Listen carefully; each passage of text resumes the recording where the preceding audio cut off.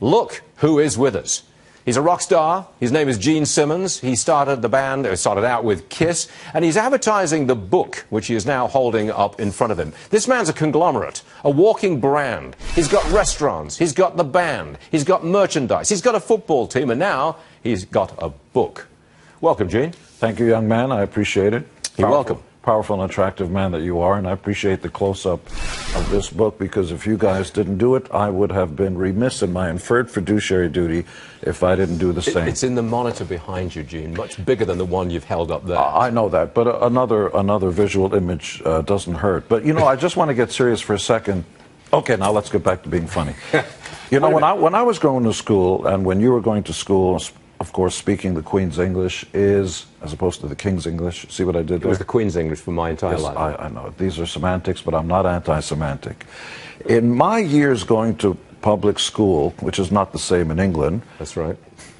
I learned all sorts of facts and figures, and King George and the Tea Party and the one that we rebelled against because of taxes, not the present one. And I didn't learn very much. I didn't learn what the capitalist free market economy is all about. How to pay taxes, what's a mortgage, how do I make a lot more money and do that. So school prepared me very little for what we do. So look, millions of people watch Fox, especially your program, and I know Roger's going to be giving you a big raise. Thank you. And, well, he should. But we don't understand most of the stuff that we watch. Commodities, futures, ad infinitum, ad nauseum. They don't really understand it. So I wanted to write something that looks like a Bible that you can take when you go to the potty, when you're on the phone, to cooking stuff. You can use this thing and go from chapter to chapter. They're short. There are no graphs. There are no sort of mind-boggling facts and figures. It's a very simple, easy to understand, chapter-specific idea of how you can access the free market capitalist system, and it explains to you in plain English, because that is the language of this culture and this society, how you can make a lot more money. There's no secret to riches, no 10 steps of what you can do. You have to understand the intrinsic structure of this market. Did you enjoy it? Did you enjoy making money? Did you make a lot of money because you wanted to make it? What do you mean, did you? Are you enjoying making a ton of money? It is my favorite thing in life, and I'll tell you why. Do you measure your success in how much money you made? You do. You do? Absolutely. Even God passes the hat, and I'll explain to you why. When athletes compete against each other, the judges hold up a number. The number is an indication of how well you're doing. How much money you're making is an indication of how well the masses, everybody else, like your stuff. And I'm using the Marshall McLuhan-esque sense of the word stuff. Look, money, people think, you know, money is the root of all evil. They're idiots. It's lack of money that's the root of all evil. If I'm worth $100 million cash after tax, why would I want to hold up a 7-Eleven? The more money I make, the more jobs I create, the more I can give to charity. Okay. This is the demonization of the wrong kind. Okay, you know? Hold on a second. Yes. I've got to interrupt, because moments ago, about 10, 15 minutes ago, we had a gentleman on the show sitting right there. He's a billionaire, and his name is Nick Hanauer. And there was a big argument, because this man wants to raise taxes on wealthy people. I'm just going to run you a quick soundbite from what he had to say. Roll tape.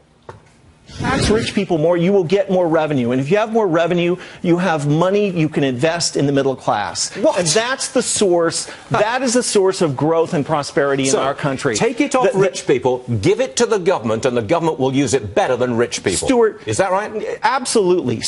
Well, I obviously disagree with the guy. Well, he's a well-meaning gentleman, but Robin Hood economics doesn't work. Steal from the rich, give to the poor. We are the most. There's an awful lot of rich people who want to do just that. We do it willingly. Complex. We do it willingly. America is the most charitable country on the face of the planet. That's all well and good. But flat tax is another way of doing that. The private institutions all do internships. No, he's misplaced and misinformed and unintentional. But by the way, I invite Nick to take all his billions and give it and use it in any way that he wants to. But don't punish people who work hard and achieve great stuff because they're the job builders, or they're going to go to Switzerland and make money there. Don't punish the people who are the backbone of this country. 5% of the population, the richest, make everything else possible. 50% of the population, I'm told, doesn't pay any tax at all, or words to that effect, somewhere in there. That is. So that's an astonishing idea. You're going to punish the people who make everything possible, the people who loan money to Wall Street to build infrastructure. Why would you do that? But the astonishing idea is that if you take it off rich people, the government takes it. That will stimulate the middle class because they'll give it to somebody. That is nonsense. Government is a fair assessment, is a well-meaning body run by politicians who are self-serving. Their mandate, self-imposed, is to get reelected. But if you really look at it, very few people other than people like Mitt Romney and other people are business people who know how to create jobs. Now, by the way, the shortcut to all this is to make sure I would be remiss. You got 10 seconds. That's right. Me Inc., the book that's going to help you make a lot more money in life. Get it?